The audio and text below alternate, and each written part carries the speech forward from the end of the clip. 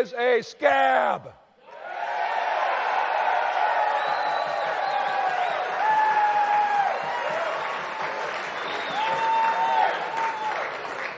Donald Trump is a billionaire, and that's who he represents. Let's talk about the labor movement.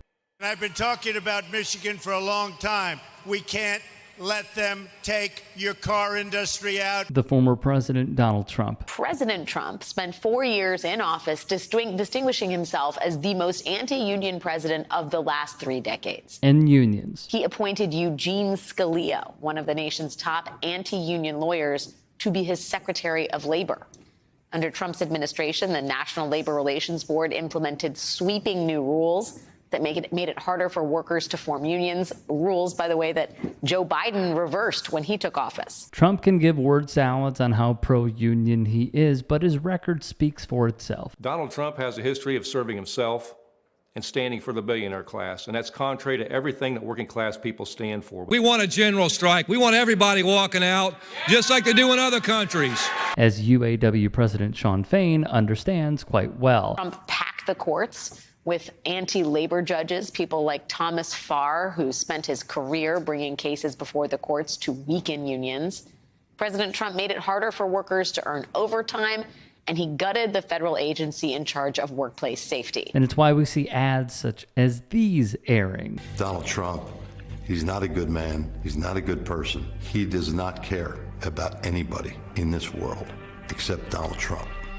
That's it. That's all. The NABU's Sean McGarvey, seen here, spoke out against the ex-POTUS. Now he's looking to get in that position again to exert revenge on people. I go all the way back to the 80s with Donald Trump and him trying to, get his mug on page 6 of the New York Post.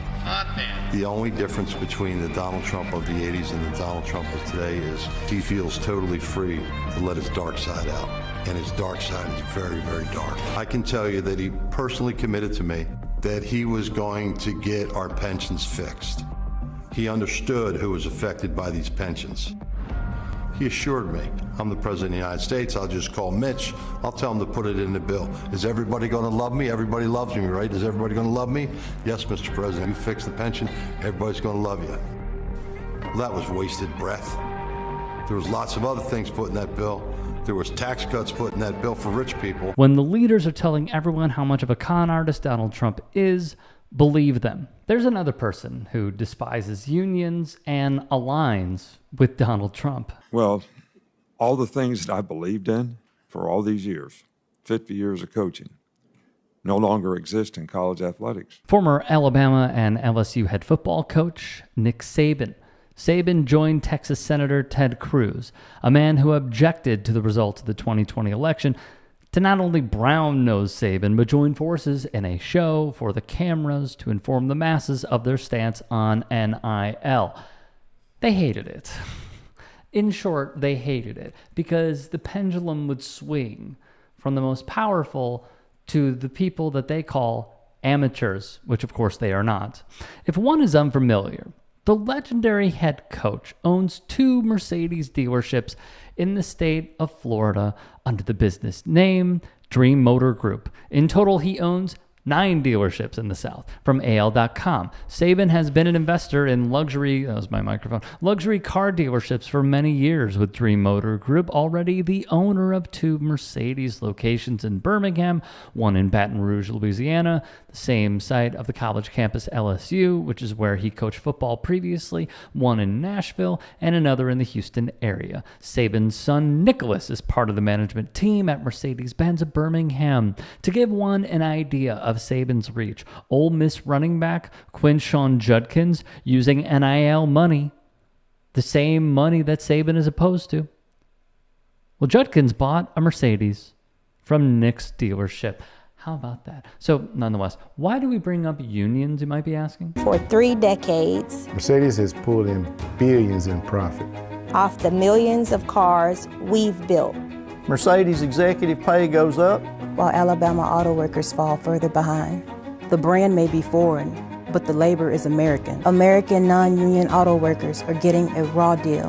That's why over 1,500 of us at Mercedes in Alabama have signed union cards and are joining the United Auto Workers. Because there was a showdown in Alabama of corporate greed against workers organizing to join a union, and it was a bitter battle.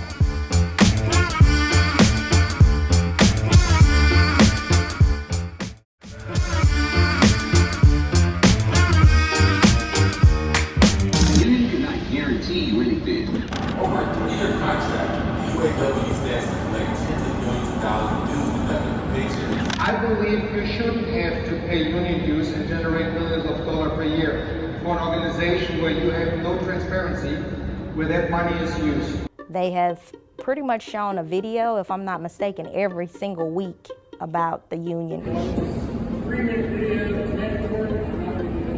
What you just saw are the fear tactics that Mercedes used, but also, as we have shown on this very channel and on this very network, other billion-dollar businesses use to fearmonger and stifle the organizing labor power to join a union. And what they're fighting are the benefits that it would have to workers. From time, unions are responsible for bargaining contracts between workers and employers that guarantee anything from better working conditions to higher wages. On average, union households have received 10 to 20% better pay than non-union households, according to one study. When benefits are considered, that improvement can rise to nearly 30%. And while that is certainly a boon for the workers themselves, corporations must adjust both their balance sheets and employment practices to acquiesce to the contracts. That's at the heart of the battle between the two forces. Now, many, as I said previously, many have fought this and even fired those for trying to organize. And that goes for Amazon, Tesla, Starbucks, to name a few. In 2019, Delta distributed pamphlets to flight attendants and ramp service workers warning that union fees would cost $700 per year. But here's what they didn't mention. Unionized workers earn $700 more per month. Weird how they left that part out, isn't it? Amazon wallpapered its warehouses with anti-union ads. Starbucks CEO Howard Schultz claimed he had no choice but to exclude workers at unionizing stores from new employee benefits. Apparently, when you're the boss, you can just make stuff up. At the end of the day, the reason for the Bezoses and the Howard Schultzes fighting unionization is rather simple. You know, the weapon of mass destruction against the automotive industry has been 2 words: corporate greed. And many started catching on to this dangerous trend set by billionaires. Now, what do I mean by this? Recently, in a huge victory, Volkswagen workers in Chattanooga, Tennessee, voted to unionize in what could only be considered a blowout. Via NPR, 73% of workers gave unionizing the stamp of approval. It should be noted, Fain and the UAW attempted to organize twice previously, in 2014 and 2019, with both efforts faltering. Now, with unionization, it comes with a few less jets that a board member of Mercedes can afford, or less yachts that they can set sail on. And knowing that the tide is shifting, Mercedes decided to call in their ace. Hi, I'm Nick Saban. Welcome to the all-new Mercedes-Benz of Birmingham Irondale campus. That being Nick Saban, in an exclusive report from Axios. Here is what we learned. Saban was sent down to the plant in Birmingham to talk to workers at its auto manufacturing campus. Nathan Bomey would write, Saban owns multiple Mercedes dealerships, and as reportedly said, he does not endorse the UAW's campaign. Kay Finkley, a quality inspector at the site and a member of the UAW's voluntary organizing committee in Tuscaloosa, would say they don't stop the line for hardly anything, but they shut the line down and they had a meeting with Nick Saban to talk to us about teamwork and the tactics and methods he used as a football coach. Because you see, it's a tactic that corporatists put forth. Hey, come on now, y'all.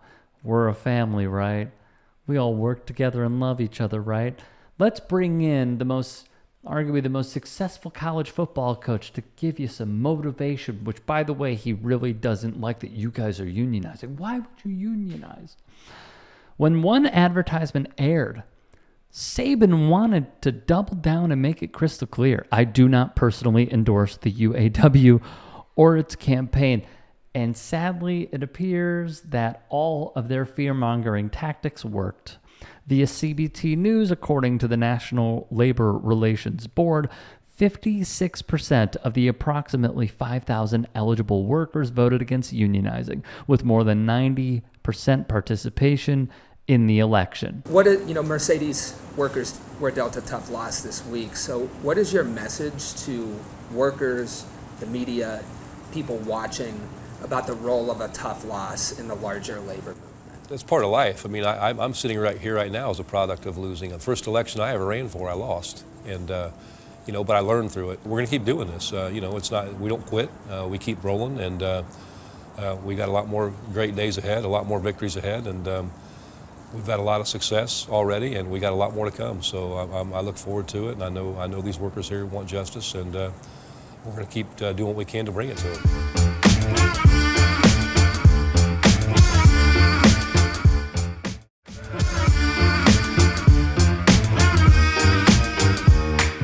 Everything that we touched in this city has in fact really worked out, and outside of the city has really worked out. It's not just we're not just buying a team and we're going to, through draft choices, we're going to make it better and better.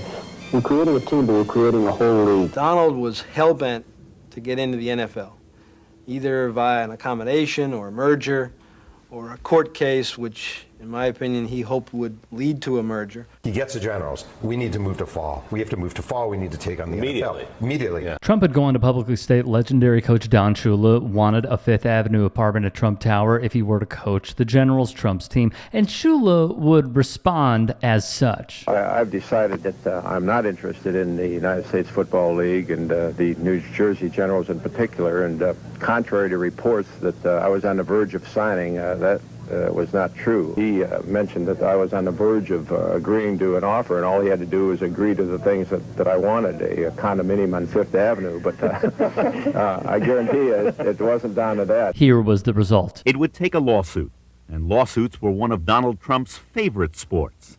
He pressured the other owners into joining him. The results were disastrous. I believe that Donald felt that he could single-handedly win the trial.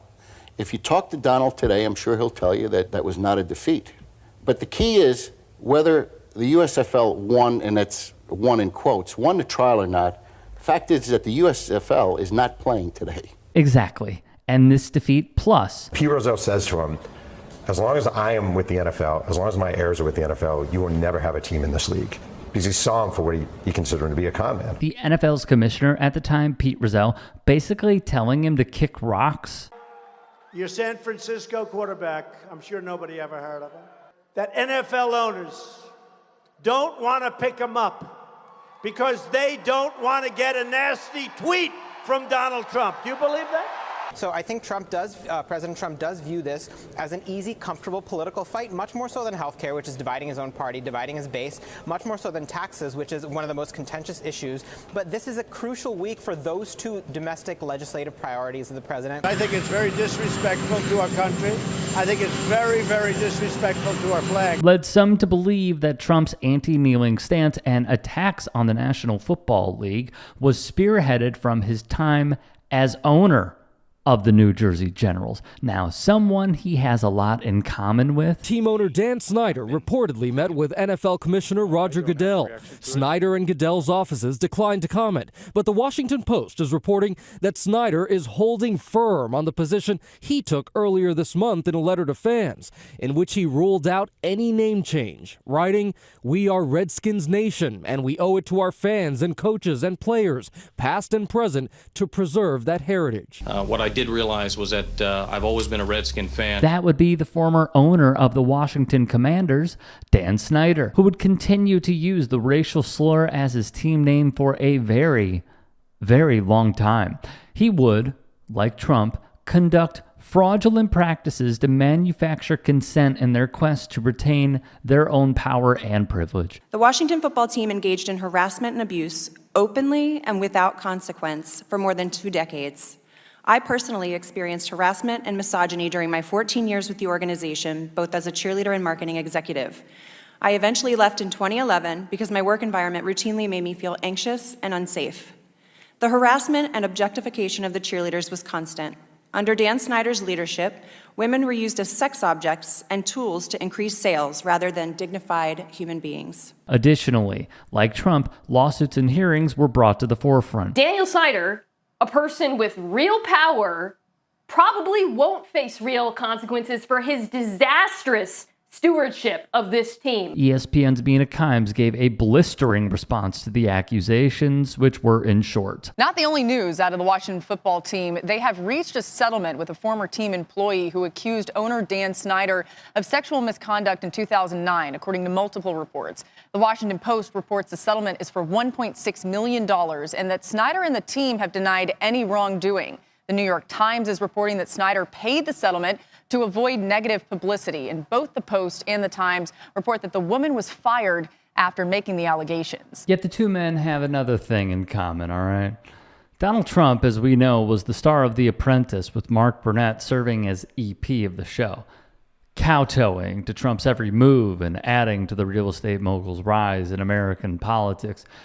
There were also some horror stories. He would often soil himself on The Apprentice set. He's incontinent from all the speed, all the Adderall he does, the cocaine that he's done for decades. You know, all that stuff has a laxative, and it has an effect on your bowels, and his are uncontrollable. He's worn diapers since probably the 90s, but I saw it firsthand in the 2000s on Celebrity Apprentice in late 2000s, and we'd have to stop the show and change him, you know, and that was Keith Schiller's job. He would take him off set, he would wipe him down.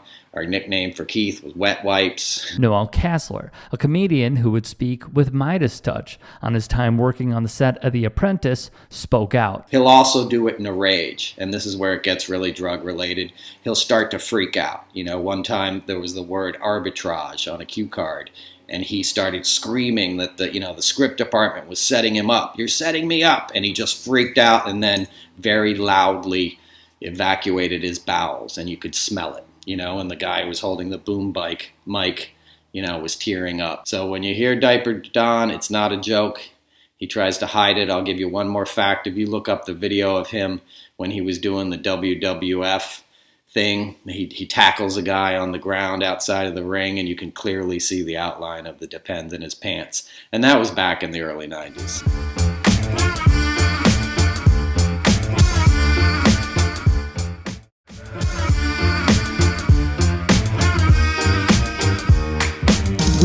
Exposed to many tales on the set of those shows because courageous folks spoke out to inform us of the man he is and the president we may have. Thus, Snyder, a billionaire, invested in a movie titled, well, The Apprentice, which premiered at Cannes Festival. He is, per reports, furious with Trump's portrayal. It would not be the first time, by the way, that Dan Snyder would be giving some of his wealth to another very wealthy person in Donald Trump. Per the Washington Post and columnist Dan Steinberg's write-up, in 2017, Snyder donated $1 million, according to a federal election commission filing at the time.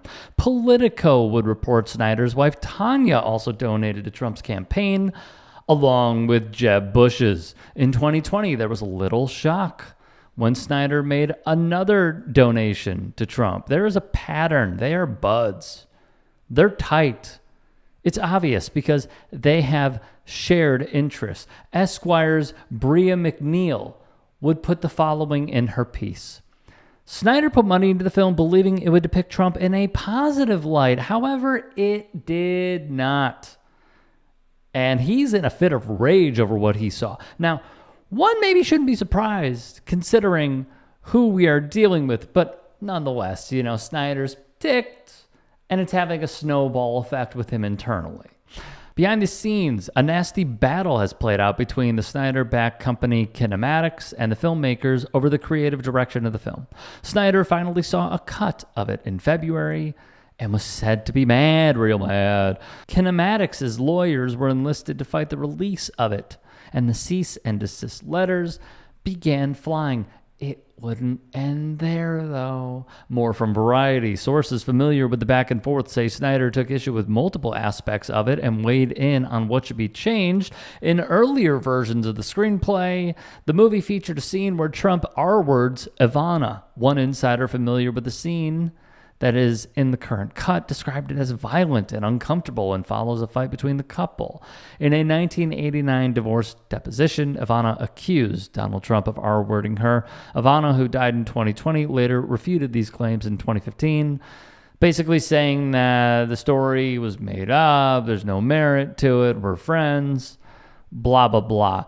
Siegel's reporting would paint the picture, not a motion picture, but the picture of actors, filmmakers, and anyone involved in the project not doing press because they wanted this film to speak for itself. Over time, from the January 6th insurrection at the Capitol to other things involving Donald Trump, investors basically said, we don't want to touch this, we don't want to be a part of it, and they got away from the film completely. Fellow Variety writer Katzy Steffen put in her piece, the film, which earned an 8-minute standing O following its debut, features a slew of unflattering scenes depicting Donald Trump popping amphetamine pills, getting liposuction, having surgery to remove his bald spot, and most controversially, a scene in which he violently throws his then wife Ivana to the ground and proceeds to have non-consensual sex with her, while Donald Trump has refused to comment on the film. This is nothing more than election interference. Trump campaign's chief spokesperson, Stephen Chung, has. Now, if one needs another glaring example of the direct pipeline from the UFC to Donald Trump, look no further than this guy. Chung's last job before entering Trump world may partially explain his coarseness. He was director of comms and public affairs for the UFC, a brutal mix of wrestling, kickboxing, and BJJ. It would be tempting to dismiss him as just a foul-mouthed bully, a staffer Trump latched onto because more respectable operatives wanted nothing to do with him. Via Mother Jones, Chung was in charge of comms and worked closely with UFC's president Dana White, a longtime Trump crony and big-time donor and, bootlicker. At the organization's Las Vegas HQ, Chung was regarded as a wordsmith. From Mark Ratner, the UFC's VP for Regulatory Affairs, Chung's a sharp guy, and you could tell right away he was a good writer. In a statement, Chung told the press after the release of the film, "We will be filing a lawsuit to address the blatantly false assertions from these pretend filmmakers." I mean, come on, man.